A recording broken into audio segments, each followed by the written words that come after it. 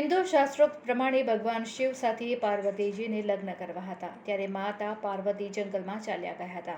ત્યાં તેમને નદી કિનારે શિવલિંગ બનાવી જંગલમાંથી ઝાડ પાના તોડી ભગવાન શિવની પૂજા કરી હતી અને શિવજી પર કેવડો અર્પણ કર્યો હતો, જે પૂજાથી ભગવાન શિવ પ્રાપ્ત થયા હતા. ત્યારથી કેવડા ત્રીજની ઉજવણી કરવામાં આવે છે. આજે કેવડા ત્રીજ હોય, શહેરના માંજલપુર વિસ્તારમાં આવેલ શ્રી કુબેરેશ્વર મંદિર ખાતે મોટી સંખ્યામાં મહિલાઓએ કેવડા ત્રીજના વ્રતની ઉજવણી કરી હતી. દર વર્ષે ભાદરવાની શુક્લ પક્ષની ત્રીજના દિવસે આ કેવડા ત્રીજની ઉજવણી કરવામાં આવે છે. આ વર્ષે કેવડા ત્રીજના દિવસે રવિ યોગ, શુક્લ યોગ અને બ્રહ્મ યોગ છે. ત્યારે આજે વિવાહિત મહિલાઓ નિર્જળા વ્રત રાખે છે. ચોખા ચડાવી આવો, અક્ષરાન સમર્પયામિ, ફૂલ ચડાવી આવો, કાળુ ભવાની પુષ્પાણી સમર્પયામિ. ઓમ નંદિકેશ્વરાય નમસ્કાર સમર્પયામિ.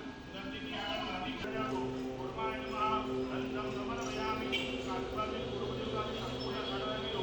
ઓમ કુર્બાય નમઃ, અંતમ સમર્પયામિ. ઓમ કુર્બાય નમઃ.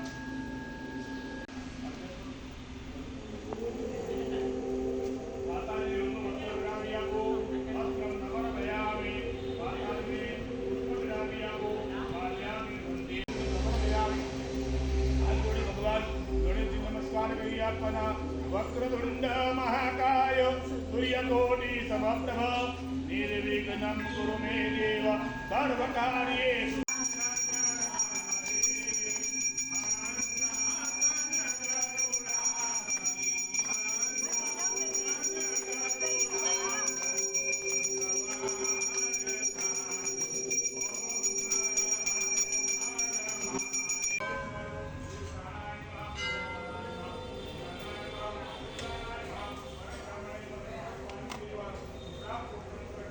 આજે ભાદરવા સુદ ત્રીજ હસ્ત નક્ષત્ર છે. આજના દિવસે બહેનો પોતાના અખંડ સૌભાગ્ય માટે, પોતાના પતિના આરોગ્ય માટે, પોતાના પરિવારના કલ્યાણ માટે આજના દિવસે શિવજીની પૂજા કરે છે. આ આદિ પ્રાચીન કાળમાં ભગવાન શિવ મા પાર્વતીના સગપણ એમના પિતા હિમાલય રાજે ભગવાન વિષ્ણુ સાથે કર્યા હતા. સતી પાર્વતીને ભગવાન શિવજી સાથે લગ્ન કરવા હતા, એટલે તેઓ હઠ કરી ઘર છોડીને જંગલમાં ગયા. જંગલમાં જઈ એમણે નદી કિનારે રેતીનું શિવલિંગ બનાવી ભગવાન શિવજીના પૂજન કર્યું હતું. જંગલમાં કોઈ પૂજાની સામગ્રી મળે નહીં. જાત જાતના કંદમૂળ, ફળફળાદી, જાત જાતના ઝાડના પાંદડા તોડી ભગવાન શિવજીનું પૂજન કરીને શિવને પ્રસન્ન કરી શિવજીને પ્રાપ્ત કર્યા હતા.